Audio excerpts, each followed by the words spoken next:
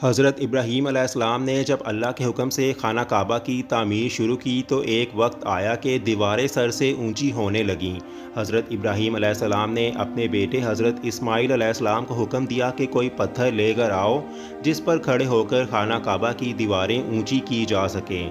قریب ہی دنیا کا پہلا پہاڑ ابو قیس موجود تھا۔ یہاں یہ بتاتے چلیں کہ جبل ابو قیس ایک شرف و بزرگی والا پہاڑ مانا جاتا ہے، اور طوفان نوح کے بعد قبیلہ مزہج کا ایک شخص اس پہاڑ پر آیا جس کی کنیت بو قیس تھی۔ زمانہ جاہلیت میں اس کو الامین بھی کہا جاتا تھا۔ چنانچہ حضرت اسماعیل علیہ السلام ابو قیس پہاڑ کی طرف پتھر ڈھونڈنے کے لیے چل پڑے کہ جس پر کھڑے ہو کر حضرت ابراہیم علیہ السلام خانہ کعبہ کی تعمیر کر سکیں۔ راستے میں حضرت اسماعیل علیہ السلام کو حضرت جبرائیل علیہ السلام ملے۔ حضرت جبرائیل علیہ السلام نے حضرت اسماعیل علیہ السلام کو دو پتھر دکھائے اور فرمایا کہ یہ دونوں ہی جنت سے آئے ہیں، لیکن حضرت ادریس علیہ السلام نے ان دونوں پتھروں کو طوفان نوح کے خوف سے اس ابو قیس پہاڑ میں چھپا دیا تھا۔ حضرت جبرائیل علیہ السلام نے دونوں پتھر حضرت اسماعیل علیہ السلام کو دے دیے اور فرمایا کہ ایک پتھر کو خانہ کعبہ میں لگا دیں اور دوسرے پتھر پر کھڑے ہو کر تعمیراتی کام کریں۔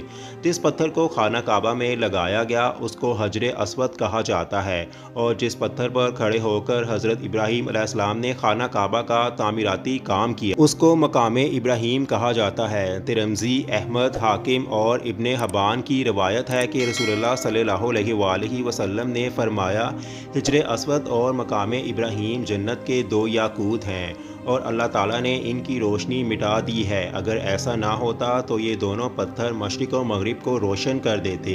مقام ابراہیم کے لغوی معنی ابراہیم کے کھڑے ہونے کی جگہ کے ہیں۔ یہ ایک مقدس پتھر ہے جو کعبہ معظمہ سے 13.25 میٹر کی دوری پر رکھا ہوا ہے۔ یہ وہی پتھر ہے کہ جب حضرت ابراہیم علیہ السلام خانہ مکرمہ کی تعمیر فرما رہے تھے اور دیواریں سر سے اونچی ہوئیں تو اس پتھر پر کھڑے ہو کر آپ نے خانہ کعبہ کی دیواروں کو مکمل فرمایا۔ یہ آپ علیہ السلام کا ایک معجزہ تھا کہ پتھر موم کی طرح نرم ہو گیا اور آپ علیہ السلام کے دونوں مقدس قدموں کا اس پتھر پر گہرا نشان پڑ گیا۔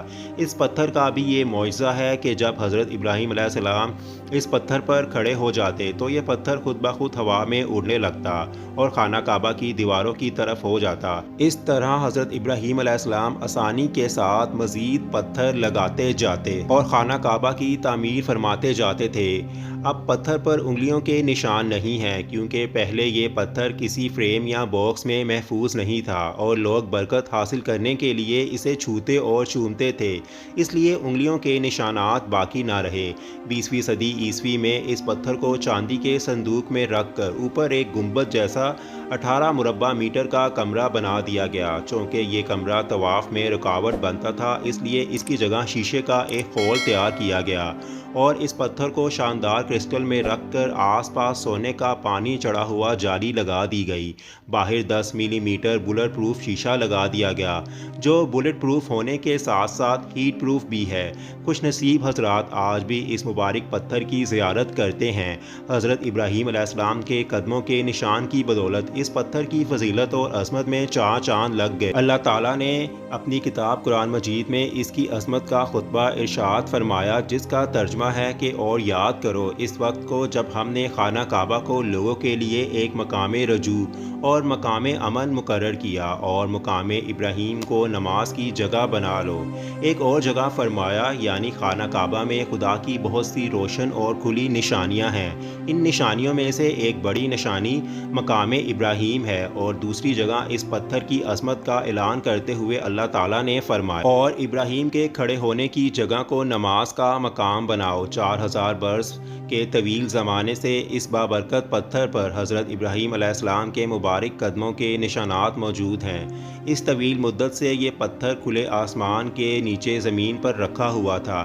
یقیناً یہ پتھر اللہ کی آیات اور کھلی ہوئی نشانیوں میں سے بہت بڑی نشانی ہے، اور اس کی شان کا یہ عظیم الشان نشان ہر مسلمان کے لیے بہت بڑی عبرت کا سامان ہے کہ اللہ تعالیٰ نے تمام مسلمانوں کو حکم دیا کہ تم لوگ میرے مقدس گھر خانہ کعبہ کے طواف کے بعد اس مقدس پتھر کے پاس 2 رکعت نماز ادا ادا کرو، اور تم لوگ نماز تو میرے لیے پڑھو اور سجدہ بھی مجھے کرو، لیکن مجھے یہ محبوب ہے کہ سجدوں کے وقت تمہاری پیشانی اس مقدس پتھر کے پاس زمین پر لگے، اور جس پتھر پر میرے خلیل اللہ حضرت ابراہیم علیہ السلام کے قدموں کے نشانات ہیں۔